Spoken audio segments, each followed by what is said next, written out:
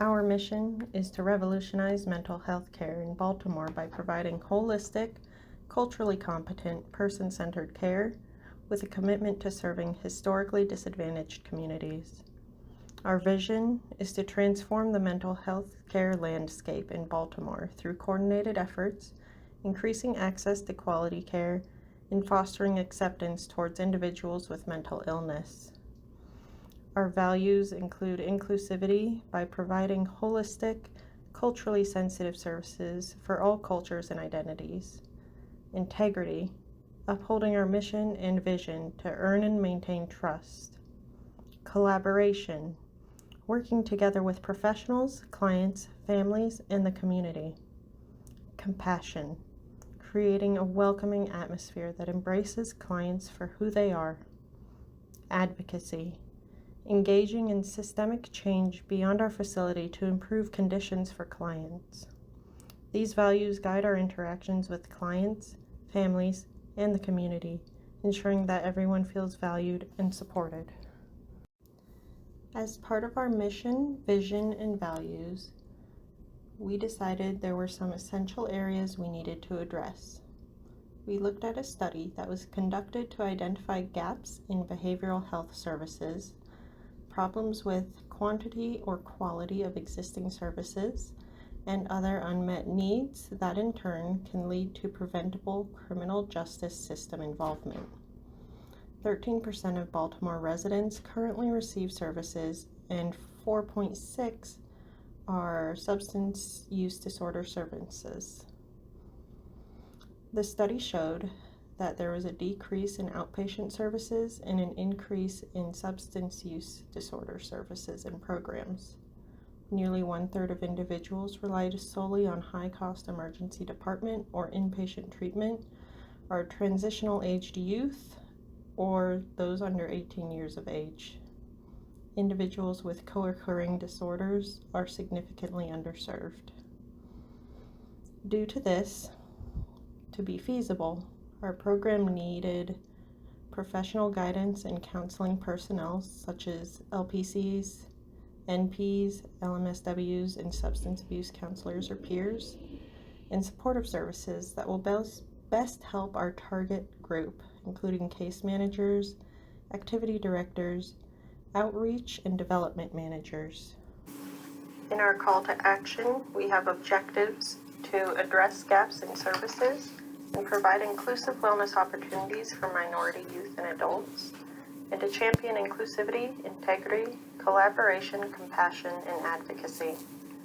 Our team composition will be dedicated professionals, including licensed counselors, nurse practitioners, substance abuse counselors, social workers, and more. Our call to action is to join us in our mission to create a future where everyone has access to the care they need and deserve. Collaboration with the community is essential for success, and an emphasis on tackling challenges as a united team. Current literature on community-based mental health care focuses on utilization of evidence-based practices and community involvement and participation. Within utilization and evidence-based practices, importance is placed on recommendations from scholars researching community-based mental health care, including adoption of evidence-based case management models like the Intensive Case Management or ICM model and Transitional Case Management as suggested by Gable et al. 2020. Prioritized suggestions also include implementation of a multidisciplinary team-based community mental health care, integrated care for comorbid psychiatric and substance use disorders, and integrated care to improve general medical outcomes in individuals with mental illness. Among community involvement and participation, the vision to change the landscape and culture surrounding mental health in Baltimore, emphasizing the importance of community participation, which means involving individuals in the community who have experienced mental illness, in order to increase engagement among clients, as suggested by Gable et al. 2020. Additionally, It is shown that influence of community volunteers to shape micro and macro level structures of behavioral health care, and commitment to incorporating volunteer engagement as a prominent element of the organization is also recommended by Zanin and Piercy, 2019. The services we are providing are intensive outpatient programs, or IOP, which is a structured psychological treatment program in outpatient settings, including scheduled therapy sessions during the day and spending nights and weekends at home, typically for those who do not pose a danger to themselves or have complicated medical needs, according to Gang, 2023. Some of the activities include individual and group counseling, medication management, psychoeducation, and complementary therapies like art therapy, music therapy, and exercise therapy, usually lasting 6 to 9 hours per day. Gothel et al., 1998, showed this is very effective for individuals struggling with substance abuse, especially cocaine dependence.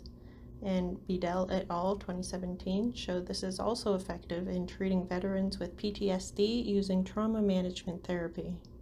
Some of the benefits include reducing unnecessary inpatient hospitalizations and aiding in community reintegration. Our other service is family and group counseling, which encourages healthy communication and mutual support within the client's cultural systems. It's common in youth care settings, as suggested by Dijkestra et al., 2016, who also suggests that it is more effective than regular care at improving child safety and youth care involvement, as well as mental and substance use disorders. However, there are some considerations of out-of-home placements may increase for families with older children and cultural minorities, which only highlights the needs for culturally competent care. As part of our service delivery, we intend to meet developmental and cultural needs by having a person-centered approach from intake all the way to case management, a comprehensive information extraction including demographics, mental and physical health, client goals, symptoms, history of suicidality, gender identification, history of any drug abuse, legal history, educational background, and religious beliefs. We believe cultural competence is vital for effective care. Mental health care providers who understand the communities, individuals, and cultural factors inhibiting or increasing well-being are more likely to provide culturally competent care, potentially increasing satisfaction and reducing therapy dropout rates of ethnic and cultural minority groups, according to Berger et al., 2014. Our goal is to make clients feel valued and understood while we promote the building of life skills, conflict resolution, critical thinking, workforce development, and self-advocacy throughout the holistic healing process. We'd also like to address poverty because 22.9% of Baltimore's population is below the poverty line, with 39.5% of families with children and 150% below the poverty line, according to Baltimore City, 2017. We can help this by accepting private and public health insurance, including Medicaid and Medicare, and we will place an importance to not limit the type of clients we accept based on their ability to afford quality health care. It is also shown by Newson et al., 2019, that on average, bereaved people from the lowest income households experience relatively higher levels of grief symptoms. Counselors will be expected to be change agents by understanding social justice, providing culturally competent care, and ensuring access to mental health services for all, regardless of income or other barriers.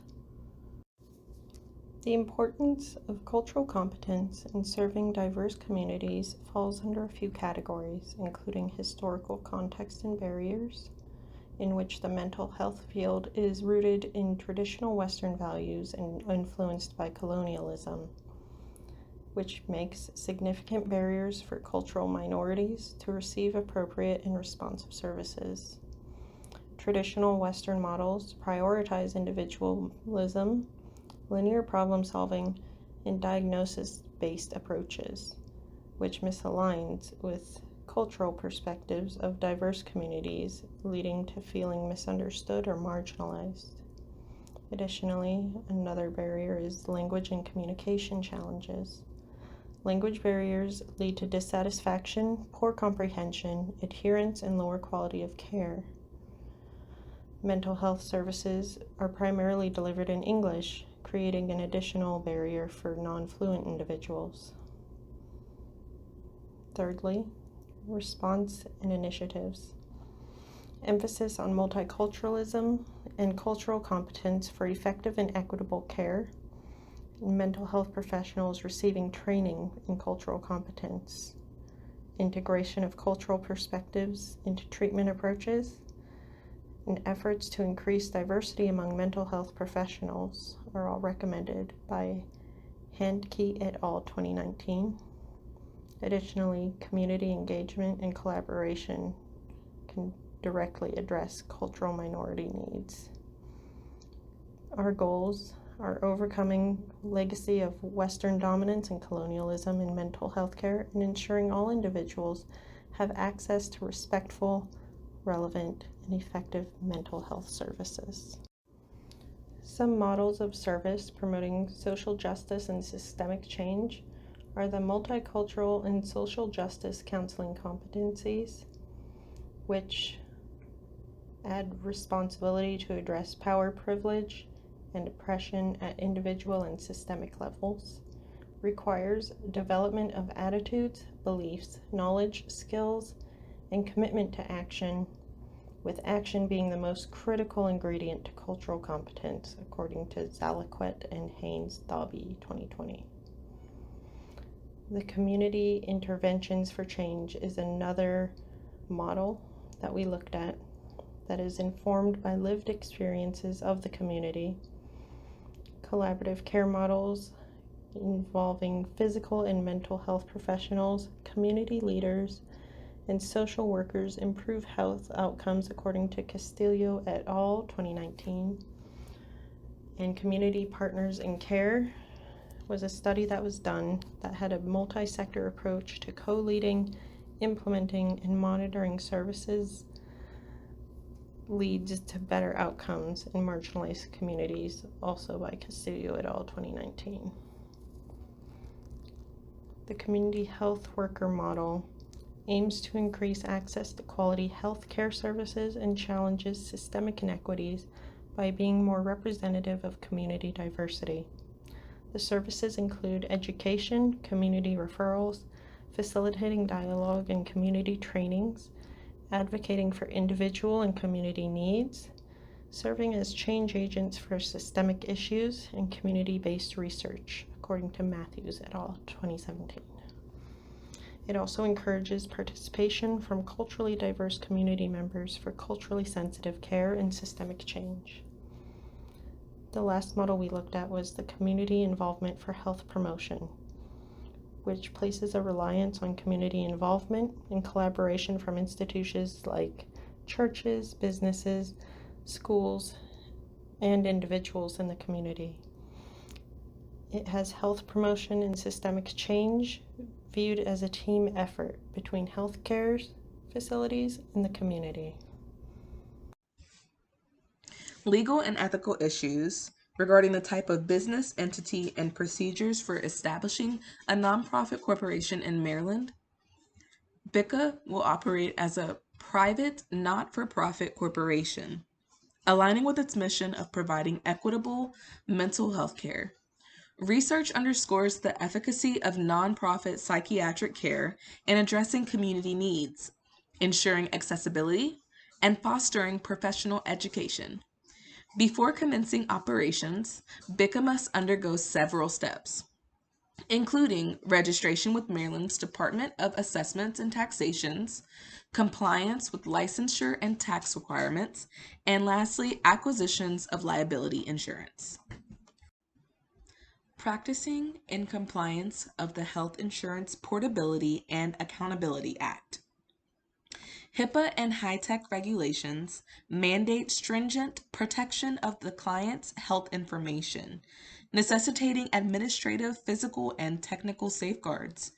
BICA will designate trained personnel to oversee compliance, implement risk assessment measures, and ensure secure handling of electronic health records. Legal and ethical issues regarding obtaining professional liability insurance. While not legally mandated in Maryland, professional liability insurance is imperative for BICA to safeguard against legal actions. The Maryland Insurance Administration regulates insurance policies, providing options for comprehensive coverage.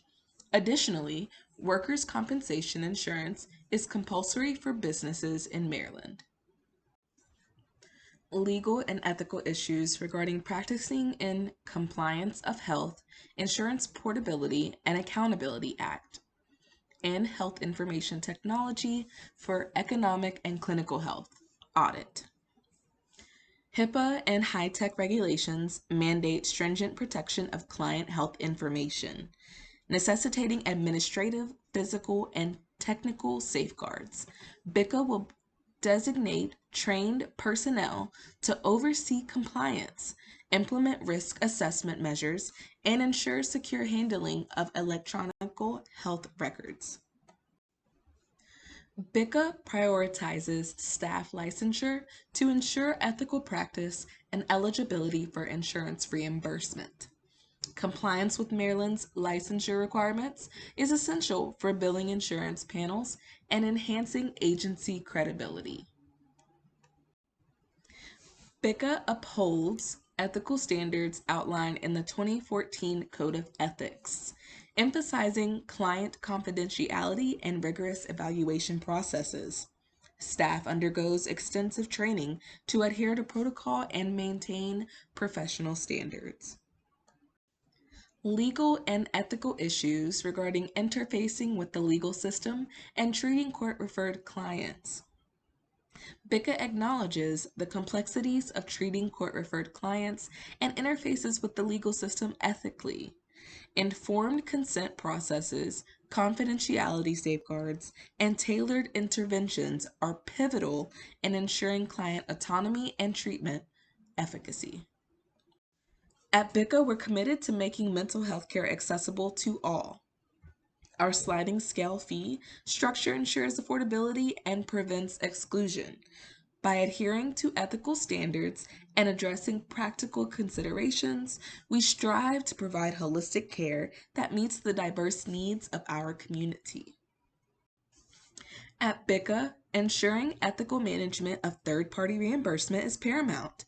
We prioritize honesty, accuracy, and transparency in billing practices to prevent ethical violations like fraud. Accurate documentation of services provided is essential for maintaining integrity throughout the reimbursement process. We negotiate fair reimbursement rates that cover costs without burdening clients. Protecting client confidentiality during billing is fundamental, fostering within our therapeutic environment.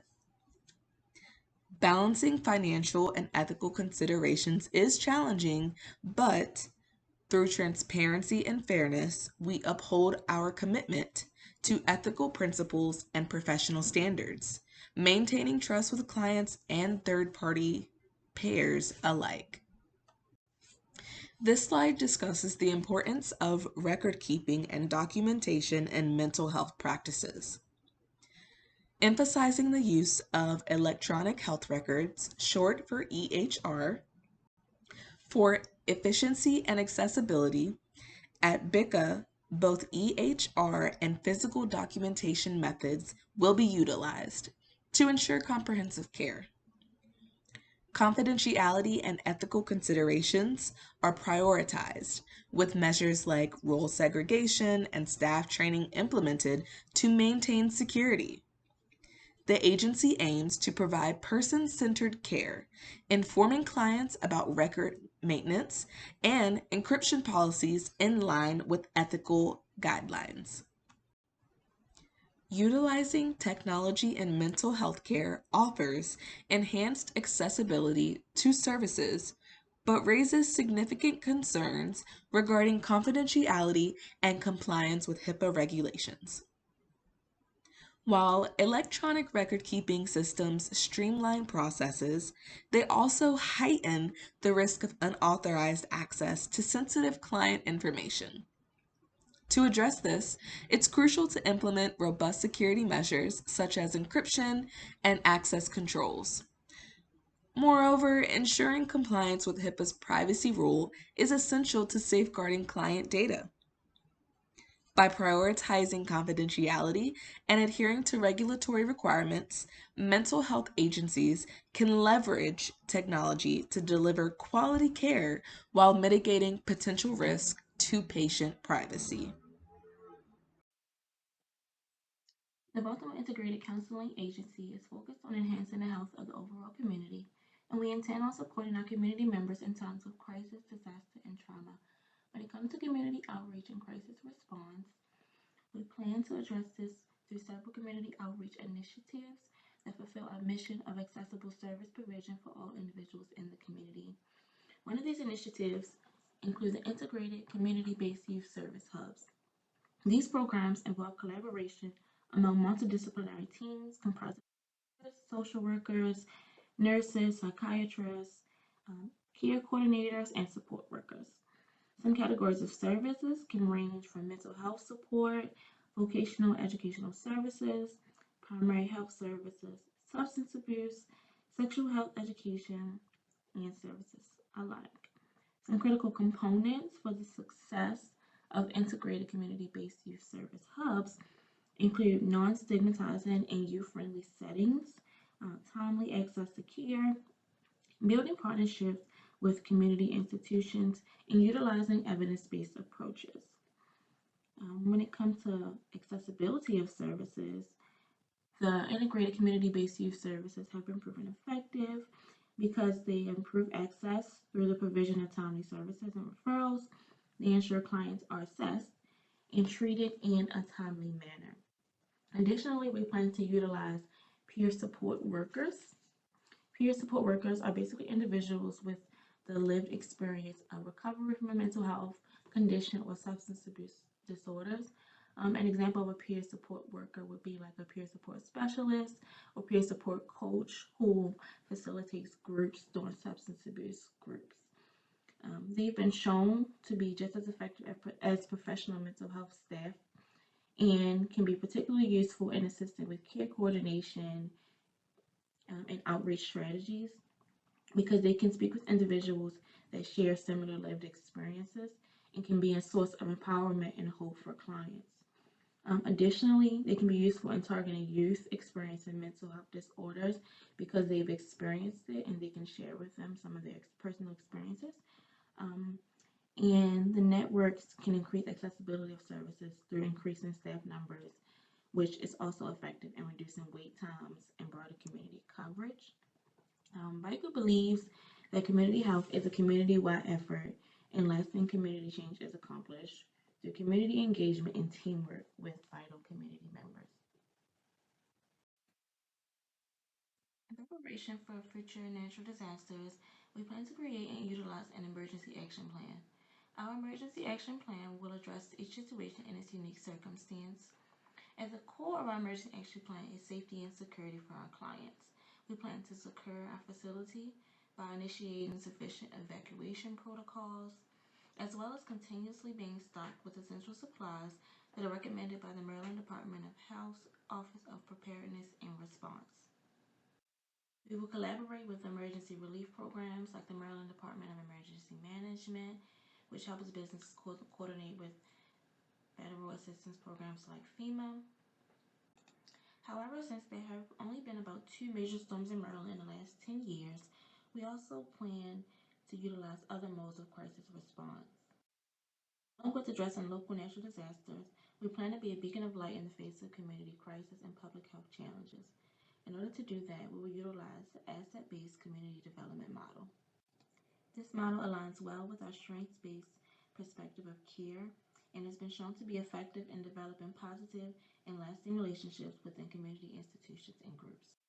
Our internal crisis plan is composed of 3 steps. The first is to assess potential threats to the facility.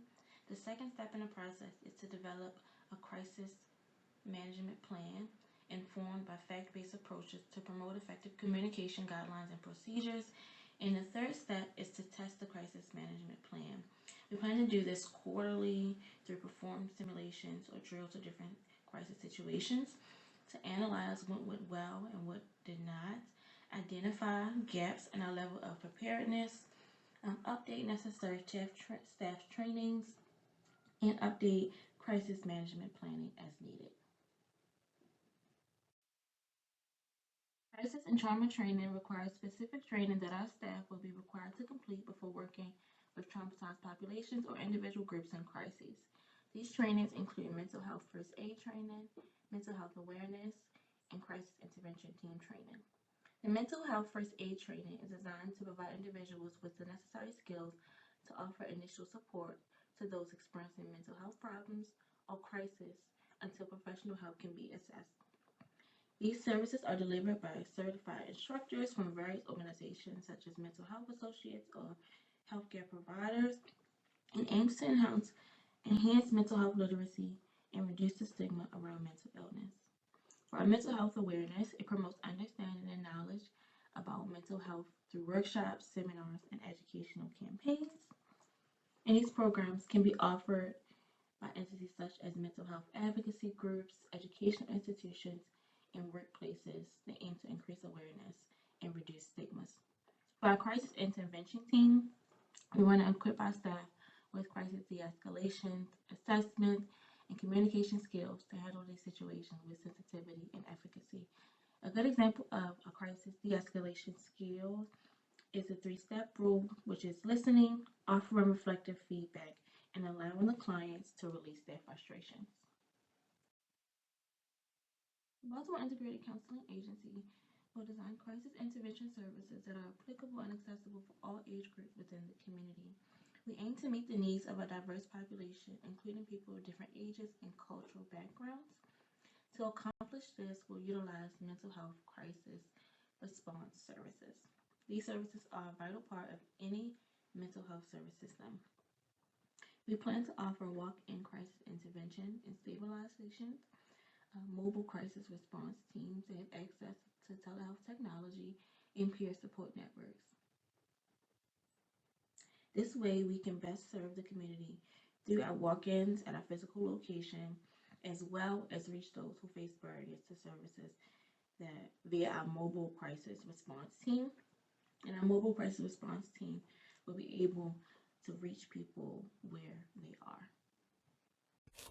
In this installment of BICA's design proposal, we discuss ways in which BICA plans to consult and collaborate with other agencies in the community, as well as how we plan to advocate for the profession of counseling and the clients we serve. As mentioned previously, our agency plans to provide intensive outpatient services, individual, group, and family counseling services for mental health and substance use, life skills activities, and case management services for integrated and holistic care for the Baltimore community, with an emphasis on reaching historically disadvantaged populations. As we may not be able to meet all our clients' needs on our own, consultation and collaboration with various stakeholders will be necessary to fulfill our mission of providing integrated client-centered services and changing the landscape of mental health in Baltimore. Within our community, we plan to partner with local K-12 schools as a means of early identification of mental health disorders in youth, as well as with the Baltimore Police Department to provide mental health-based trainings and coordinate referrals to reduce unnecessary incarceration and involuntary hospitalizations. Ackerman suggests that partnering with local social service agencies can offer vital resources for clients such as housing, employment, and other social determinants of health. Additionally, partnering with local government agencies can provide access to resources, funding, and data insights to assist with facilitating program planning and evaluation. Finally, client advisory boards comprised of community members can ensure our services are doing what they are intended to do and are responsive to clients' needs. Beyond the city limits of Baltimore, BICA plans to consult with state and national level stakeholders such as state and federal legislators and professional associations to allow for advocacy at a macrosystemic level. As we covered a variety of stakeholders to consult and collaborate with, we know that it is overambitious to assume we can possibly connect with all the meaningful stakeholders in the city as one singular agency. One of the greatest benefits to community outreach is increasing the visibility of our services through referrals from local organizations. Some specific agencies that BICA will collaborate with include the Franciscan Center, Helping Up Mission, Sharp Dressed Man, the Mental Health Association of Maryland, and the Maryland Counseling Association. The Franciscan Center's mission is to provide supportive outreach and assistance for economically disadvantaged individuals and families in Baltimore by providing financial assistance with expenses, free birth certificate and ID retrieval, free clothing and meals, and prescription vouchers. As 2 in 10 families in Baltimore live below the poverty line, we know that we will encounter multiple clients impacted by poverty, and community outreach with and referrals to the Franciscan Center can ensure our clients' basic needs are met as they receive integrated mental and physical health services at BICA. Helping Up Mission is another nonprofit that serves individuals and families in the Baltimore community experiencing homelessness via residential and shelter-based services. Research suggests that an individual's environment and sense of stability are closely tied with mental health and psychiatric issues, and we understand that the path to wellness is disrupted when clients' basic needs are not met. As BICA provides solely outpatient services, partnering with Helping Up Mission can help us ensure our clients have a safe place to go when they are not at our facility. The third local organization that BICA plans to partner with is Sharp Dressed Man, which is an organization that provides formal and business attire to individuals in the pursuit of finding employment. Choi found that most low-income housing participants believed that they could attain employment and be successful, but they were unsure of how to achieve that goal. Through partnering with Sharp Dressed Man and the provision of life skills activities, we hope to empower clients to engage in self-advocacy and be active change agents in their lives. The simple act of providing clothing for interviews seems like a small act, yet it can have widespread implications for bettering the conditions of Baltimore, a community heavily impacted by poverty. Beyond Baltimore, but still within the state of Maryland, BICA plans to consult with 2 specific professional associations focused on bettering the mental health of Maryland. The Mental Health Association of Maryland is a professional association focused on engaging in state and national level advocacy through advocating for systemic change at the institutional level. Their website includes information on specific bills in the 2024 legislative session that will greatly impact the mental health landscape of Maryland, as well as the corresponding legislator to contact. Additionally, their website also provides guidelines for interacting with legislators via phone, letter, or personal visit. They have also partnered with the Consumer Quality Team of Maryland to provide mental health service oversight to improve the experiences of clients and families seeking mental health care in Maryland. Finally, the Mental Health Association of Maryland also provides training in mental health first aid and provides information on current issues in mental health. The last organization that BICA plans to consult with is the Maryland Counseling Association, which is a division of the American Counseling Association, providing opportunities for professional development and advocacy for counselors in Maryland. Counselors can attend events such as workshops, conferences, and webinars, and join their several subdivisions. A relevant subdivision of the Maryland Counseling Association that will be helpful in our work with marginalized populations is the Maryland Association of Multicultural Development to ensure that our services are culturally sensitive and our providers are culturally competent. Advocacy in the mental health arena can take a variety of forms at multiple levels. Using Bronfenbrenner's bioecological model, BICA plans to engage in advocacy for the profession and with or on behalf of our clients at the micro, meso, and macrosystemic levels. Professional advocacy refers to reducing barriers for counselors and providing services. Particular barriers that greatly impact the provision of services are a lack of funding for mental health services, a lack of inclusion of counselors in Medicare, lack of licensure portability, and lack of public education on mental health. Professional advocacy efforts can range from large-scale projects such as organizing efforts to change state and national legislation to everyday efforts like mentoring the next generation of professionals. Professional advocacy efforts pertinent to BICA are the inclusion of counselors in Medicare/Medicaid, as we have mentioned previously that we plan to provide services to clients under Medicare coverage, and maintaining a strong professional identity as members of the Counseling Compact. Amy Morgan, a professor at the University of Maryland and licensed marriage and family therapist, strongly urges professionals to support legislation like the Mental Health Improvement Act, which would establish the recognition of licensure for therapists as Medicare providers. Maryland is currently a member of the Counseling Compact, which is a piece of legislation that allows licensed counselors to practice across state lines. However, scholars argue that the language within the Counseling Compact minimizes the unique contributions and professional identity of counselors. The Counseling Compact requires that counselors must have completed a 60-hour graduate program without specification on the level or type of degree. Further, counselors are required to have taken a national exam without specification that the exam must be a counseling exam, and the supervision requirements do not specify that the supervision must be conducted by a professional counselor. Ways that staff at BICA can maximize their professional counseling identity is through staying informed on current legislation impacting counselors in their home state, utilize resources to communicate the importance of a strong professional identity to representatives and demonstrating a clear professional identity in one's day-to-day work. Staying abreast on current issues as well as how to engage in professional advocacy can be simplified through membership to professional associations like the Mental Health Association of Maryland, the Maryland Counseling Association, and the American Counseling Association. As professional advocacy works to remove barriers for counselors, social justice advocacy seeks to remove barriers to achieving wellness for clients. The heart of our mission is to provide equitable and inclusive services to all who seek them, and a critical component in this is advocacy at multiple levels. Counselors can look to the American Counseling Association's advocacy competencies as a guiding tool for engaging in social justice advocacy either with or on behalf of clients. At the microsystemic level, advocacy efforts can take place in our one-on-one interactions with clients.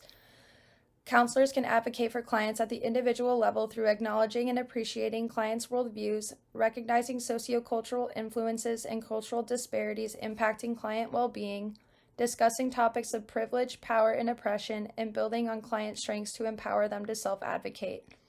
At the meso or community level, BICA can engage in advocacy through partnerships with local organizations like the Franciscan Center, Helping Up Mission, and Sharp Dressed Man.